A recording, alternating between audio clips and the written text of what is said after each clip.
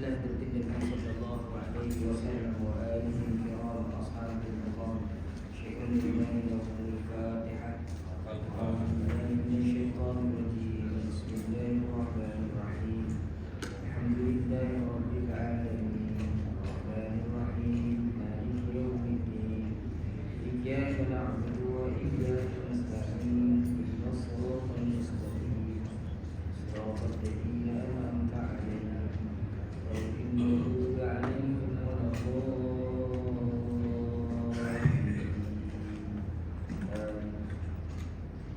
أعوذ بالله من الشيطان الرجيم. بسم الله الرحمن الرحيم. الحمد لله رب العالمين والصلاة والسلام على أشرف الأنبياء والمرسلين وعلى آله وأصحابه أجمعين. اللهم يا عليم علمنا من علمك ما ترضى به عنا ولا تؤاخذنا بما تعلمه منا. يا عليم خلقنا بخلق العلم وحققنا بحقائق العلم. رب اشرح لنا صدورنا ويسر لنا أمورنا واحلل عقدة من ألسنتنا يفقه أقوالنا. الحمد لله رب العالمين. أعوذ بالله من الشيطان الرجيم. بسم الله الرحمن الرحيم. السلام عليكم ورحمة الله تعالى وبركاته. الحمد لله والصلاة والسلام على رسول الله وعلى آله وصحبه ومن والاه. أشهد أن لا إله إلا الله وأشهد أن محمدا عبده ورسوله. قال رب اشرح لي صدري ويسر لي أمري واحلل عقدة من لساني يفقهوا قولي. أما بعد. Unsur fungsi surau beserta dengan ahli jawatan kuasa, ashabul fadilah, tuan-tuan imam, guru masyarakat, datuk-datuk, hati-hati, tuan haji, puan ajar, tuan-tuan, puan, hadirin, hadirat yang dirahmati Allah Subhanahu wa taala sekalian. Alhamdulillah, tuan-tuan dan puan seperti biasa kita sama-sama panjatkan syukuran kepada Allah Subhanahu wa taala kerana masih lagi mengizinkan kita untuk terus hidup sampai ke hari ini, dapat kita sembahyang maghrib secara berjemaah. Tuan-tuan, dapat sama-sama kita luangkan masa untuk kita duduk sebentar cuma melihat sirah perjalanan sahabat-sahabat Nabi Muhammad sallallahu alaihi wasallam. Mudah-mudahan ada pengajaran-pengajaran yang baik dapat kita ambil, dapat kita serap besarkan, kita dapat amalkan dalam kehidupan kita mudah, insya-Allah. Jadi tuan-tuan, malam ni saya fahamkan kita ada tahlil, majlis tahlil. So kita pendekkan kuliah kita ni lah. Isyak kan kita semua isyak terus. Kita sempurnakan dulu hajat saudara-saudara kita lah. Isyak masukkan kita solat isyak, lepas tu lepas isyak kita terus tahlil. Lepas tahlil baru kita semua sunat, insya-Allah. Jadi tuan-tuan, malam ni kita sampai ke muka surat yang ada buku ni lah, 90. Surat 90. Hari ni kita tengok tuan-tuan, kita sama-sama lihat kisah Husin, iaitu ayah kepada Imran radhiyallahu anhu, sahabat Nabi. Bagaimana ayah kepada Imran ni, iaitu Husin, memeluk agama Islam. Telah diriwayatkan oleh Ibnu Huzaimah daripada Imran. Sebelum itu tuan-tuan, kita nak cerita tentang Husin ni. Husin ni siapa ayah kepada Imran? Oleh kerana dah sebut Husin ni ayah kepada Imran, kita nak tahu Imran ni siapa. Jadi Imran ni rasanya tak lengkap, tak ceritakan Imran ni siapa. Imran ni tuan-tuan salah seorang daripada sahabat Nabi Muhammad sallallahu alaihi wasallam yang cukup dihormati, yang cukup zuhud ketika hidupnya. Ini di antara sahabat-sahabat Nabi yang ibadahnya seolah-olah dia merasakan dia bukan daripada kalangan penduduk bumi, bahkan dia rasa daripada malaikat. Jadi Imran inilah yang datang kepada Rasulullah sallallahu alaihi wasallam pada waktu perang Khaybar. Dia jumpa Nabi, lantas dia bersalaman dengan Nabi dan dia berbaiat, mengikat janji setia dengan Rasulullah sallallahu alaihi wasallam. Lantas selepas dia bersalaman dengan Nabi, dia mengatakan, tangan aku ini tidak akan aku gunakan untuk buat perkara-perkara yang melanggar beliau tangan kanan yang berbaiat dengan Rasulullah sallallahu alaihi wasallam. Itu Imran bin Husain radhiyallahu anhu. Di mana dalam sejarah hidup Imran ni tuan-tuan, lepas dia baiat dengan Nabi itu dia sentiasa mencari ruang untuk ibadah, sehingga kalau dia ibadah tu tak suka diganggu, dan selalu dia menangis dalam ibadah. Sampai dia pernah mengeluarkan kata-kata hikmah. Kata-kata dia lah yang merasakan dia cukup hina di sisi Allah. Sampai dia pernah menyebutkan, kenapa aku ini tidak dijadikan debu sahaja dan boleh terbangkan angin ke mana saja. Tak payah aku nak susah-susah ibadah aku semua ni, kan? Nak duduk hinakan, nak menghinakan diri di hadapan Allah. Kenapa aku tak jadi debu saja, biar angin tiup, terbang ke sana kemari. Dan pada zaman Sayyidina Umar menjadi khalifah, inilah dia sahabat yang dia telah dihantar oleh Sayyidina Umar ke Basrah, untuk mengajar orang Basrah tentang agama Islam. Hebatnya sahabat yang bernama Imran radhiyallahu anhu ni, sehingga berkatalah Imam Hasan al-Basri radhiyallahu anhu dan juga Ibnu Sirin radhiyallahu anhu menyebutkan, tak ada seorang pun sahabat Nabi sallallahu alaihi wasallam yang datang ke Basrah yang lebih utama daripada Imran bin Husain. Itu hebat, yang lebih utama daripada Imran bin Husain. Semua sahabat Nabi datang ke Basrah ni tak ada yang lebih utama melebihi Imran bin Husain. Kata Hasan al-Basri radhiyallahu anhu. Sebab tu nak tengok kehalusan jiwa dia, yang hanya menekuni diri dia, takut untuk ibadah dia. Sampai ketika berlaku ni perang dalam sejarah, perang antara Sayyidina Ali dengan Sayyidina Muawiyah, kan? Di mana berpihaknya Sayyidina Imran. Masa perang Sayyidina Ali dengan Sayyidina Muawiyah, Sayyidina Imran dia tak berpihak ke mana-mana. Bahkan dia menasihatkan sahabat-sahabat lain untuk menjaga agama, sehingga dia sendiri menyebutkan, daripada aku berpihak, kata dia, aku lebih suka menjadi pengembala rusuh di atas bukit sampai aku mati, kata Imran, daripada aku melepaskan anak panah ke salah satu pihak yang dua-duanya adalah merupakan saudara. Jadi dia tawakuf, dia tak pihak ke mana-mana. Dia buat hal dia lah. 30 tahun Allah Ta'ala uji dengan penyakit. 30 tahun, bukan 3 hari. Kita 3 hari semua dah 3 hari semua tak berhenti buat kodek lah itu kau soal. Mongkak kita kan. Jumpa orang tu cerita. Macam jahat sangat Allah Ta'ala tu bagi kita semua 3 hari, padahal dah 50 tahun sihat tak ada benda. Ini 30 tahun sakit. Sakit dia pun dia masih lagi ibadah, berdiri, duduk sampai baring masih lagi beribadah kepada Allah Subhanahu wa taala. Sampailah dia meninggal dunia, dia meninggalkan pesan pada ahli keluarga kaum kerabatnya. Lepas dia kau balik daripada memakamkan aku kang, kau tanam aku karang, sembelihlah haiwan. Tenakkan adakan jamuan penuhi makan suku-suku. Bukan suku-suku, suku-suku. Karena balik tanam aku kang, balik rumah, boleh kambing lembu makan, ada jamuan makan. Hari seronok bagi Imran bertemu dengan Allah Subhanahu wa taala selepas kematian. Itu Sayyidina Imran. Jadi kita nak cerita ni siapa? Bukan Imran ni, ayah kepada Sayyidina Imran yang tidak Islam lagi, nama dia Husain.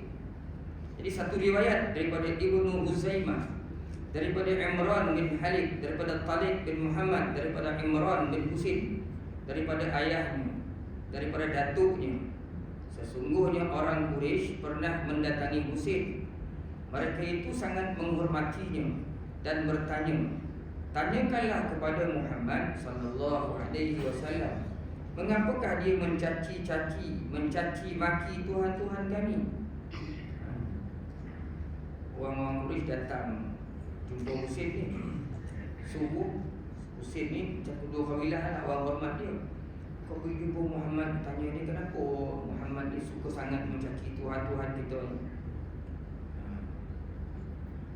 Jadi mereka pun pergi bersama-sama Husain bertemu dengan Rasulullah sallallahu alaihi wasallam. Bila jumpa Nabi sallallahu alaihi wasallam, berdasarkan riwayat ini, Nabi tengok Husain datang, maka Nabi sallallahu alaihi wasallam pun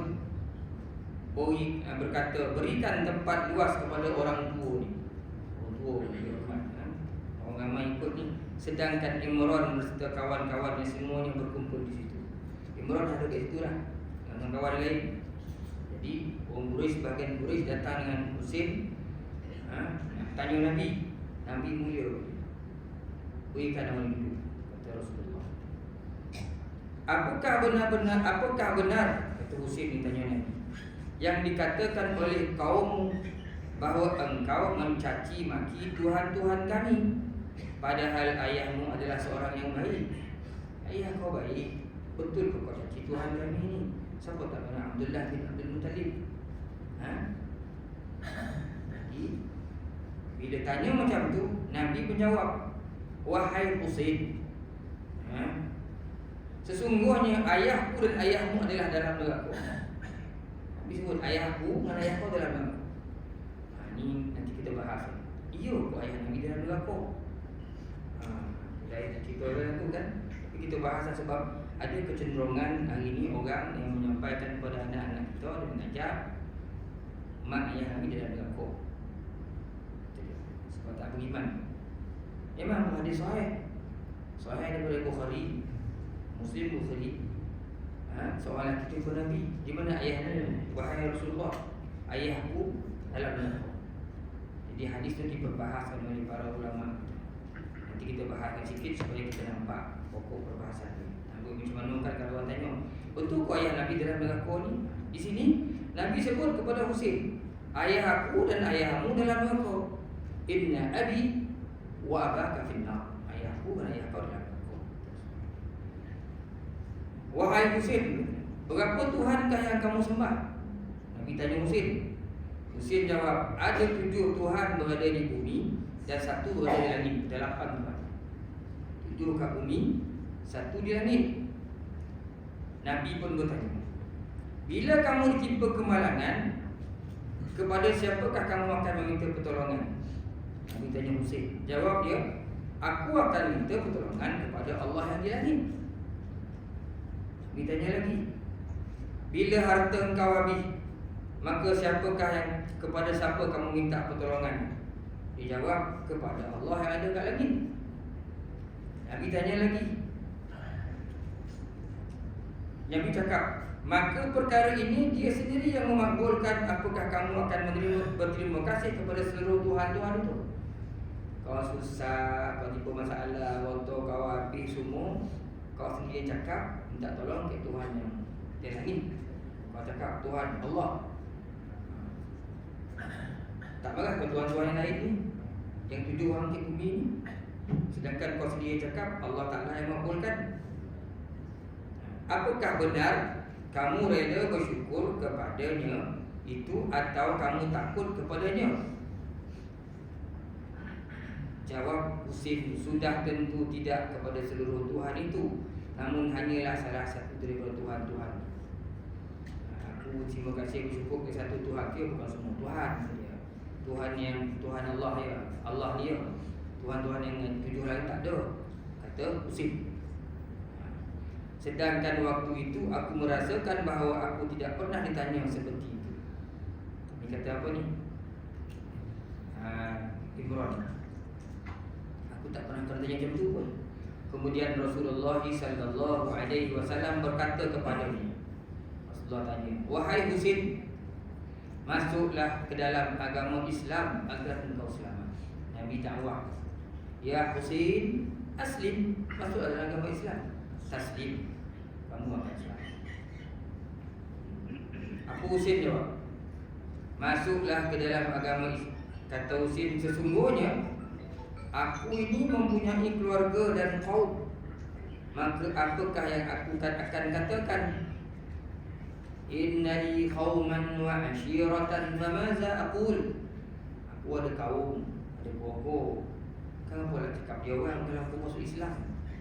Kata Husin bertanya kepada Rasulullah sallallahu alaihi wasallam. Maka Nabi pun jawab. Nabi kata berdoalah. Wahai Husin, kau baca doa. Doa dia apa? Ya Allah, tunjukkanlah kepadaku jalan yang lurus dalam urusanku dan berikan ilmu pengetahuan yang bermanfaat kepada diri. Nabi bila ada masalah, Nabi ajak kita berdoa. Nabi kata, beritahu Husin, ya Husin, berdoalah kamu. Bacalah doa, Allahumma astahdika liurshida amri wazidni ilman yanfa'uni wazidni ilman yanfa'uni. Allahumma astahdika liurshida amri wazidni ilman yanfa'uni. Ya Allah, Tuhanku, aku mohon petunjuk dalam urusanku ini. Kau berilah aku petunjuk dan berikanlah aku ilmu yang memberi manfaat. Ini doa Husin bila Nabi yang diajar oleh Rasulullah sallallahu alaihi wasallam. Jadi Husin pun baca doa ni sehinggalah akhirnya Allah Taala lembutkan hatinya lantas dia telah memeluk agama Islam. Husin masuk Islam.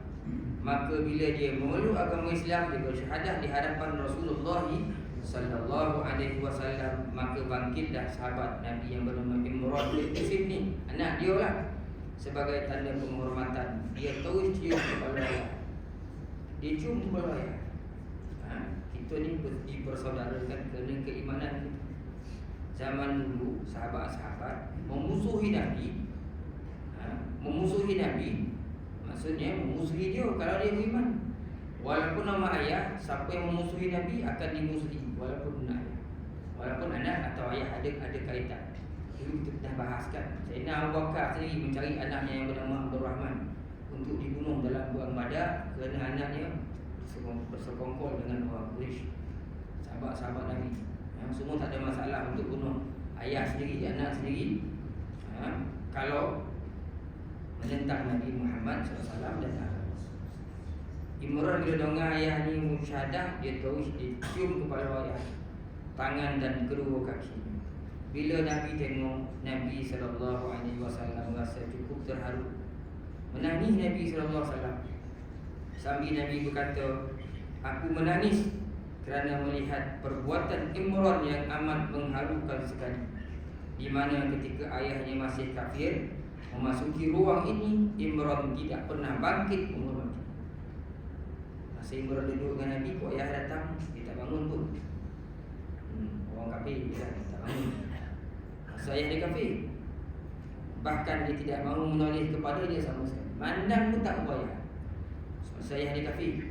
Tapi bila ayah dia memeluk agama Islam, kan, dibangun menghormati ayah dan dicium kepala ayah, cium tangan kaki ayah, sebagai tanda menghormati ayah kerana keislaman ayah. Nabi sebut, sebab itulah aku merasa sungguh terharu. Ketika Husain akan keluar, maka baginda Nabi Muhammad sallallahu alaihi wasallam berkata kepada para sahabatnya. Maka orang-orang Quraisy berkata, sesungguhnya orang ini telah memeluk agama Islam, dan mereka pun bersurai daripada majlis. Nabi muliakan, ni Husain ni dah masuk Islam. Gembiralah Sayyidina Husain, Imran bin Husain ni bila ayahnya telah memeluk agama Islam. Itu kisah Islamnya Husain, ayah daripada Imran radhiyallahu anhu. Sedikit tuan-tuan, tadi kita ada jumpa hadis Nabi ni, sesungguhnya ayahku dan ayahmu adalah dalam neraka. Jadi ada sebahagian daripada saudara-saudara kita terlampau bersemangat dia nak menceritakan, nak mengeluarkan hujah-hujah yang menceritakan waktu ayah Nabi di dalam neraka. Ramai. Bahkan hadis ini, hadis yang seorang lelaki berjumpa dengan Rasulullah, tanya di mana ayahmu wahai Muhammad. Ayahku dalam neraka. Hadis sahih. Jadi ramai ulama-ulama bahas panjang lebar kat situ. Sehingga menjadi khilaf perbahasan. Imam Nawawi pun ada bahas, banyak yang ulama-ulama besar ni membahaskan itu. Sampailah termasuk bawah-bawah ni pun sama lah nak bahaskan ke mana ayah Nabi ni dalam neraka ke tak dalam neraka ayah Nabi. Sampai sekolah pendengar kita ada yang tak ngajar ayah Nabi ni dalam neraka. Sebab apa? Dia tak beriman. Mana ada dia hadis sahih. Hadis sahih. Saya ada pandangan sendiri lah. Bila kita membicarakan tentang ayah Nabi ni cik mana, eloklah kita tawakuf ya. Tawakuf ni berhenti lah. Tak payah cerita. Apa untung kan kalau kita tahu ayah Nabi cik mana? Kau betul lah ayah Nabi ni apa? Apa untungnya untuk kita? Ada untung apa ke tuan? Untung apa? Tak menyejaskan iman kita. Kalau ayah Nabi syurga, apa untung kita? Kalau ayah Nabi syurga, kita lah kena aku sudah kan? Apa untung kan? Tak ada untung. Lebih baiklah kita tawakuf diam-diam sebab kita nak bicarakan ayah kepada Rasulullah. Adalah cukup tak berapa cantik lah nak bincangkan ayah Nabi. Sedangkan kita siapa? Ulama besar ke apa pun, atas nama apa pun saya lah. Ulama-ulama besar tu dia lain, dia bahaskan. Kita ni nak bahas ayah Nabi dalam neraka, nak pegang ambil bersandarkan pandangan ulama-ulama dulu. Saya ingat tak payahlah. Nabi mengajar kita beradab. Kita beradab dengan Rasulullah sallallahu alaihi wasallam. Ulama-ulama ahli sunnah wal jamaah banyak menyebutkan mereka beranggapan bahawa ayah Nabi sallallahu alaihi wasallam tidak diazab oleh Allah sebab dia ahli fitrah. Lepas Nabi Isa sampai 20 tahun Nabi baru Nabi Muhammad tak diutuskan Rasul. Bila tak diutuskan Rasul, dia masuk dalam ahli fitrah. Orang yang tak sampai seruan kepada dia. Walaupun tu hadis sahih, tapi ada dalil dia lebih kuat. Kok saya macam mana pun kau bertentangan, bukan bertentangan Quran. Bila ada Quran, dia nak bincang hadis yang tuan, dia banyak ilmu alat kita kena ada. Kena faham mana khas, mana muqayyad, mana mutlak, mana. Kan jadi susah. Nasah mansuh semua baru tu nak bincang. Kita bukan orang. Usul fiqh nak kena mahir. So kita saja bila Al-Quran menyebutkan wa ma kunna mu'adzibina hatta nab'atha rasulah, kita buang ini ya. Dan tidaklah kami akan mengazab suatu kaum sehinggalah kami hantar kepada dia Rasul, orang mengajar. Jadi zaman ayah Nabi tak dihantar masuk dalam kalangan al-fitrah. Nabi tak lahir di masa itu. Itu pandangan sebahagian daripada ulama-ulama al-sunnah. Saya lebih suka cenderung kepada ini sebab kita beradab dengan ayah Rasulullah. Apa pun kedudukan ayah Nabi, kita jangan bincang lah. Jangan bincang kan. Tak apa cantik lah. Mana pergi haji kau cerita kita? Hal kita nak cerita hal nak ayah Nabi lah. Macam buat cerita ayah kita lah. Itu ada tu kan buat tu. Saya rasa ayah kau dalam neraka ni. So tak ni kau. Walaupun ayah kita jahat, mana jahat ayah kita, tak suka kita dengar dah. Ni pula ayah Rasulullah. Jadi kita ikutlah apa yang Nabi ajar. Adab-adab yang Nabi ajar kepada kita. Satu hari Nabi duduk para sahabat. Ketika itu sahabat-sahabat Nabi membincangkan tentang perihal Abu Jahal. Abu Jahal ni memang confirm lah masuk neraka. Abu Jahal memang menentang Nabi, confirm masuk neraka. Tapi anak Abu Jahal ni tak kafir tau. Namanya Ikrimah. Dia mukmin, dia beriman dengan Allah, dengan Rasulullah SAW. Ikrimah ni mukmin. Yang kafir Abu Jahal, ayah dia, anak Ikrimah bagus. Sahabat pada ketika itu tentang membincangkan keadaan Abu Jahal ni. Tiba-tiba daripada kejauhan Nabi nampak Ikrimah datang. Nabi sebut kufu an Abi Jahlin takriman li Ikrimah. Orang jangan cerita lagi hal kita Abu Jahal ni sebab Ikrimah datang. Kita nak muliakan Ikrimah. Jangan ada sesuatu tentang Abu Jahal dah. Ikrimah datang.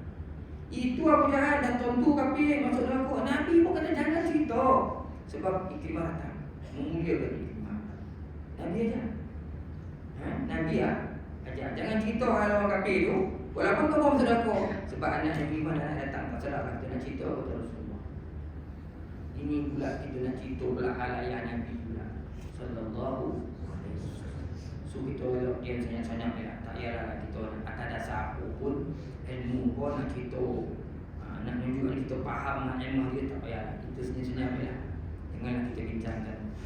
Tak ganggu kita pun. Yang penting kita jaga ibadah kita, jaga iman kita. Si pula nak cerita orang syurga berlaku kan, tak apa nanti. Walaupun sebahagian orang hari ni gairah betul nak mencerita. Kita berhenti lah, jangan cerita hal itu. Okey. Itu tentang ayah Nabi dalam mengaku dalam syurga. Tinggal berhenti tawakuf kita. Itu tentang kisah Husain, ayah kepada Imran. Kita tengok lagi satu kisah tuan-tuan, seorang yang tidak dikenali memeluk agama Islam. Jadi dakwah Nabi untuk masuk Islam, menyeru kepada Islam, seorang sahabat yang tak dikenali, tak disebutkan dalam kitab yang dikarang oleh Syekh Muhammad Yusuf Kandahrawi ini. Dalam kitab asal tak ada nama, tapi diceritakan juga bagaimana keadaan keislamannya, macam mana dia masuk Islam. Telah diriwayatkan oleh Imam Ahmad daripada Abi Tamimah Al-Hujaini,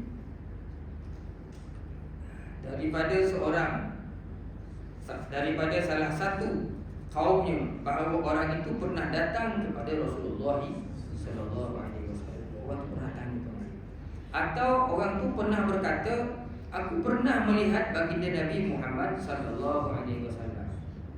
Dan ada seorang lelaki datang kepada baginda seraya berkata, orang lelaki ini yang tak dikenal datang kepada Nabi dan dia berkata kepada Nabi, apakah kamu ini Muhammad sallallahu alaihi wasallam?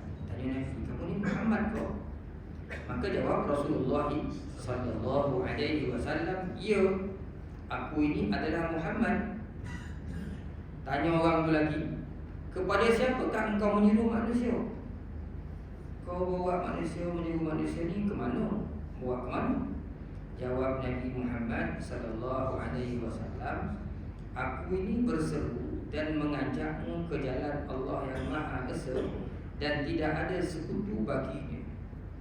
La ilaha illallah wahdahu la syarika lah. Tak ada Tuhan selain, iaitu Allah. Apabila kamu ditimpa suatu kemalangan, kamu akan meminta pertolongan kepadanya, maka kamu akan ditolongnya. Nabi sebut kalau kamu susah, tak tolong ke Allah, dia akan tolong. Tapi manusia ni biasa lah kan, bila dah ditolong, akhir lupa janji. Wa idza massanna sadurun da'u munibina ilayhi, thumma idza adaqahum min rahmah idza tarikum minhum li rabbihim yushrikun.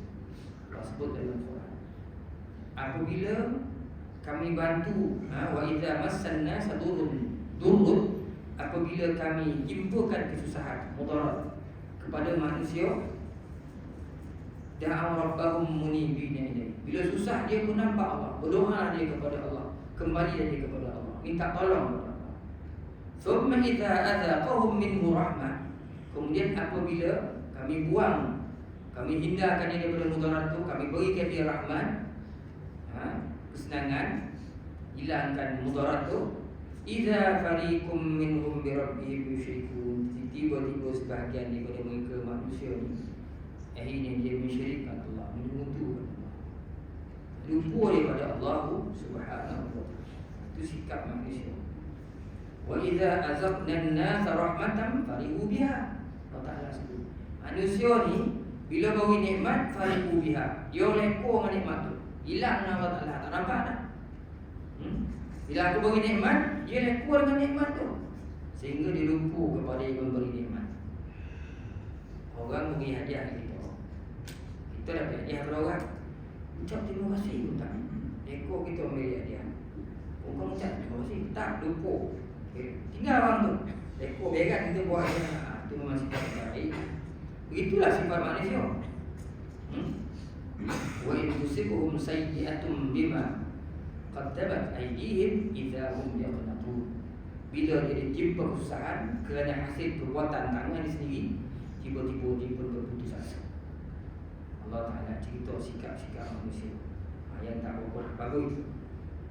Ya Allah, tak, Nabi sebut kat sini, aku suruh orang kepada Allah yang bila kamu susah minta tolong dia, dia pasti akan tolong. Dan apabila kamu ditimpa kebuluran, kamu juga meminta pertolongan daripadanya, maka kamu akan ditolongnya. Kalau kamu dalam keadaan masalah, kurang makanan, kebuluran, kamu minta tolong Allah Ta'ala, berikan pertolongan. Maka kamu akan ditolongnya. Dan apabila kamu sedang tersesat di suatu tempat, kamu juga meminta pertolongan daripadanya, maka Allah akan menolong kamu. Maka orang itu pun beriman dan berkata kepada Rasulullah SAW, "Ya Rasulullah, berikan pesanan yang baik kepada-Mu." Beri nasihat sikit ya Rasulullah, nasihatlah aku. Jawab Nabi SAW. Nabi kata apa?